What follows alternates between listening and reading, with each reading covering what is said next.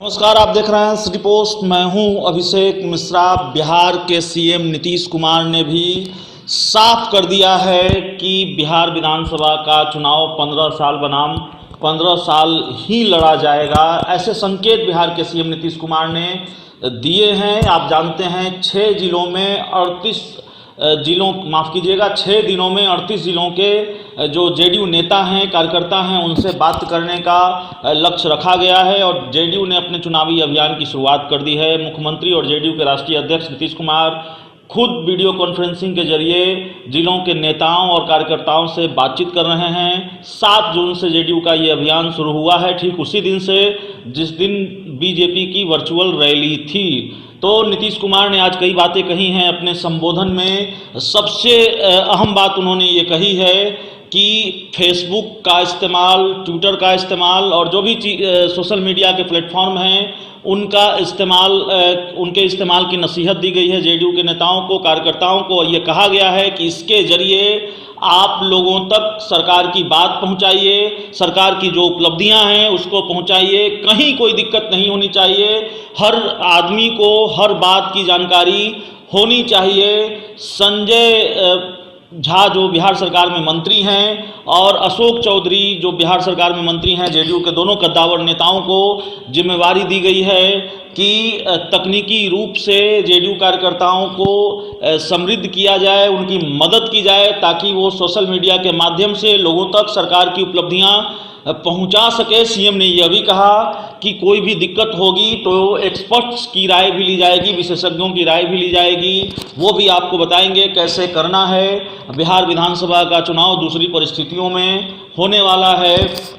CM Nitish Kumar का हम आपको बयान भी सुनवाते हैं, क्या कहा है उन्होंने। दलित हों, अति पिछड़े वर्ग के हों, महिलाएं हों, सबके उत्थान के लिए जो काम किया है जरा देख लीजिए। अब महिलाओं की क्या संख्या है जनप्रतिनिधियों के रूप में। बिहार पहला राज्य हम लोगों को मौका मिला, महिलाओं को 50% का आरक्षण हम लोगों ने दिया पंचायती राज व्यवस्था में और नगर निकायों ने मेरा बड़ा मजाक उड़ाए थे। लेकिन अब देख लीजिए, और जो हम जीविका समूह वर्ल्ड बैंक से कर्ज लेकर के हमने इसकी शुरुआत कराई और आज 1 करोड़ से भी ज्यादा परिवार की महिलाएं जीविका समूह से जुड़ी हैं। कितनी जागृति आई है। अब घर की आमदनी बढ़ रही है। अब सिर्फ पति नहीं, मर्द नहीं, अब महिलाएं भी काम कर रही हैं। और जो बिहार का विकास हो रहा है उसमें बहुत बड़ी भूमिका है महिलाओं की भूमिका। और जो समाज में किनारे पर रहे अल्पसंख्यक समुदाय को, अनुसूचित जाति, अनुसूचित जनजाति, अति पिछड़े वर्ग के लिए, सबके लिए जो विशेष तौर पर पहल किया गया, पढ़ाई से लेकर के इलाज से लेकर के एक एक चीज का। और अब बताइए, हर जगह बिजली पहुंच गया। पहले क्या हाल था। अब गोपालगंज सिवान हमको कुछ नहीं कहना रहा, हम तो जाते ही रहे और सब देखते रहे, लेकिन सब लोगों ने आपको बता दिया, पुरानी चीजों को याद करा दिया। क्या हाल था भाई, पूरे बिहार का क्या हाल था, बिजली की क्या स्थिति थी। 700 मेगावाट बिजली की खपत होती थी और उसमें एक हिस्सा जाता था नेपाल और एक हिस्सा मिलता था रेलवे को। और अब हम लोगों ने तय किया हर घर बिजली का कनेक्शन देंगे। और अब इसके लिए कृषि क्षेत्र के लिए भी, सिंचाई की व्यवस्था करने के लिए भी बिजली का कनेक्शन अब हम लोग दे रहे हैं। सब जर्जर तार बदल दिया गया। जरा नई पीढ़ी के लोगों को याद करा दीजिएगा, और जो अनाप शनाप बोलते रहते हैं उनके सामने जरा उस समय का आईना रख करके बता दीजिएगा कि क्या स्थिति थी उस समय, क्या हाल था उस समय, क्या नौबत थी, किस तरह से लोग कष्ट में थे। और आज हर घर बिजली का कनेक्शन। अब आप बताइए, 5000 मेगावाट से ज्यादा बिजली की खपत हो रही है। और ठीक कहा अभी अपने बिजेंद्र बाबू ने कि जब ये लॉकडाउन लागू किया गया था तो उस बीच में भी हर अंचल में हर तरह से बिजली की आपूर्ति इस तरह से की जाती रही ताकि किसी को कोई कष्ट नहीं हो। तो हम लोग तो कितना काम बता आप लोग नहीं जानते हैं। हम तो यही प्रार्थना करेंगे, हमारे साथियों ने सब बात बताया है और सब एक एक बात लिख करके भी आप लोगों को पहुंच गया है और पहुंच जाएगा। हर चीज के बारे में लोगों को जरूर बताइए। अब जो बात है, अब गोपालगंज का लीजिएगा, कौन सा काम नहीं हुआ है। स्टूडेंट क्रेडिट कार्ड योजना में 1586 विद्यार्थियों ने लाभ लिया है स्वयं सहायता भत्ता योजना में 15,317 युवाओं ने लाभ लिया। कुशल युवा कार्यक्रम में 26,522 युवा काम शुरू हो गया। शिक्षा की स्थिति पूरी हो गई। पुल एवं पथ का निर्माण हमारे साथी लोग कर रहे थे। याद रखिएगा पहले क्या हाल था, बच्चों को बताइएगा। देखिए अब हम लोग 14 साल से ना 15वां साल चल रहा, तब तो बच्चा सब जो 3 साल 4 साल का होगा तो उस समय भी उसको ही सबका ध्यान नहीं होगा। अब 18 साल का होकर इस बार वोटर भी बन जाएगा। तो याद करवा दीजिएगा, पता जरूर दीजिएगा कि क्या बुरा हाल था, चलना कितना मुश्किल था। शाम के बाद जो हम चर्चा कर रहे हैं, आप लोग खुद चर्चा करते थे, क्या हालत था, किस तरह का क्राइम था, सिवान की क्या दुर्गति थी, गोपालगंज की क्या स्थिति थी, क्या हो रहा था। जबकि गोपालगंज हो, सिवान हो, सब जगह के लोगों में बहुत जागृति रही है, बहुत काम किया है लोगों ने। लेकिन लोगों को कष्ट दिया जाता था, समाज में भेदभाव पैदा किया जाता था, अपराध को बढ़ावा दिया जाता था। हम लोगों ने समाज में भेदभाव को मिटा करके आपस में प्रेम और भाईचारे का माहौल कायम करने का प्रयास किया है।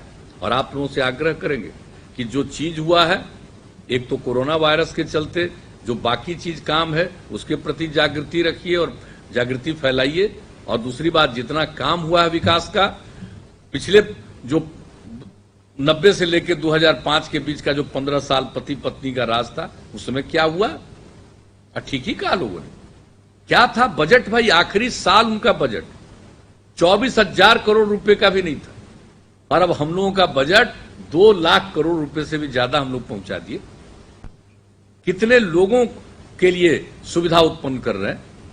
अब खाली बिजली हर घर नहीं, हर घर नल का जल पहुंचा देना, हर घर में शौचालय, हर घर तक पक्की गली और नाली का निर्माण, हर घर तक सड़क, हर मोहल्ले और टोले तक भी, ये सब काम किया जा रहा है।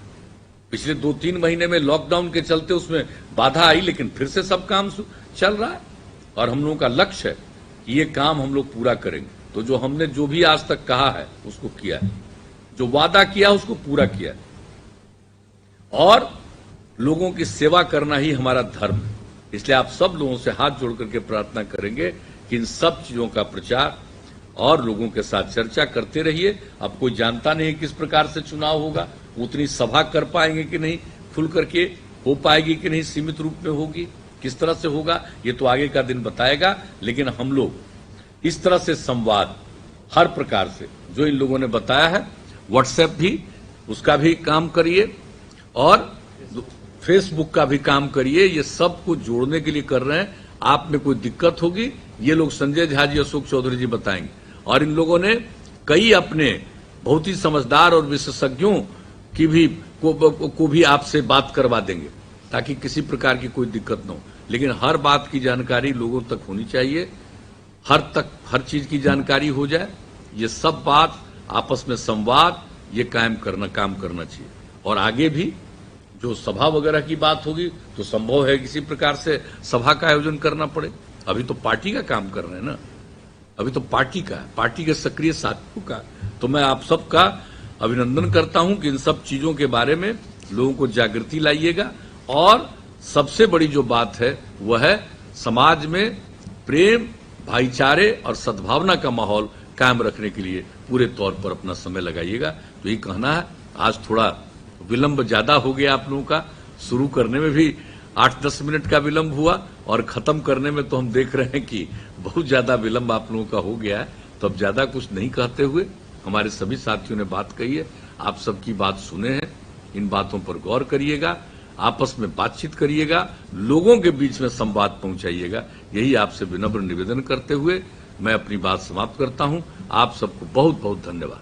तो बिहार के मुख्यमंत्री नीतीश कुमार वीडियो कॉन्फ्रेंसिंग के जरिए लगातार अपने नेताओं कार्यकर्ताओं से बात कर रहे हैं। 6 दिन में 38 जिलों के नेताओं और कार्यकर्ताओं से बात करने का लक्ष्य है। अभियान का आज तीसरा दिन है और आज तीसरे दिन सीएम नीतीश कुमार ने अपने संबोधन में ये कहा है कि दूसरी परिस्थितियों में चुनाव होगा, इसलिए सरकार की बात सोशल मीडिया के माध्यम से पहुंचाया जाना जरूरी है। आपको ये देखना है कि हर उपलब्धि सरकार की लोगों तक पहुंचे। संजय झा और अशोक चौधरी आपको जानकारी देंगे, आपको बताएंगे, आपका मार्गदर्शन करेंगे। तो सीएम नीतीश कुमार ने बिल्कुल साफ कर दिया है। बीच बीच में तेजस्वी यादव पर भी हमलावर रहे। सीएम ने यह भी कहा कि 15 वर्षों में पति पत्नी का जो राज था उसमें क्या हुआ सब जानते हैं, और बिहार में बिहार सरकार की जो उपलब्धियां रही हैं, जो विकास के काम हुए हैं, उसको भी बताया है। तो सीएम के संबोधन से जो सबसे बड़ी बात निकलकर सामने आई है वो यह है कि बिहार विधानसभा का चुनाव जाहिर है दूसरी परिस्थितियों में होने वाला है। कोरोना संकट चल रहा है और 4 महीनों के बाद विधानसभा का चुनाव है। जाहिर है सारी स्थिति और परिस्थिति बिल्कुल नहीं बदल जाएगी। संकट कब खत्म होगा इस पर संशय बरकरार हुआ है, और इन्हीं परिस्थितियों में अगर चुनाव होते हैं तो रैलियां नहीं होंगी, उतनी बड़ी जनसभाएं नहीं होंगी जैसा कि आमतौर पर चुनाव में होता है। तो जाहिर है सोशल मीडिया की भूमिका बेहद अहम होगी। सोशल मीडिया की ज़रूरत भी बदल जाएगी। सोशल मीडिया बेहद ज़रूरी होगा, उसके ज़रिए भी प्रचार और प्रसार तेज़ी से होंगे और बृहद पैमाने पर होंगे। प्रचार प्रसार पिछले चुनाव में भी हुए हैं, दूसरे चुनाव में भी हुए हैं, लेकिन इस बार सोशल मीडिया की ज़रूरत और होगी। सोशल मीडिया के प्लेटफॉर्म का इस्तेमाल और बड़े पैमाने पर होगा। तो सीएम नीतीश कुमार ने भी आज साफ कर दिया है कि हम इसके लिए तैयार हैं। अपने कार्यकर्ताओं को टिप्स दिया है, फेसबुक का कैसे इस्तेमाल करना है, व्हाट्सएप का कैसे इस्तेमाल करना है। राबड़ी देवी और लालू यादव पर भी निशाना साधा, तेजस्वी यादव पर भी निशाना साधा। इस खबर में इतना ही। अगर आपको हमारी खबर अच्छी लगे इसे अपने दोस्तों के साथ शेयर करें, हमारे YouTube चैनल को सब्सक्राइब करें, बेल आइकन जरूर दबा दें ताकि हमारी खबरें सबसे पहले आप तक पहुँचे।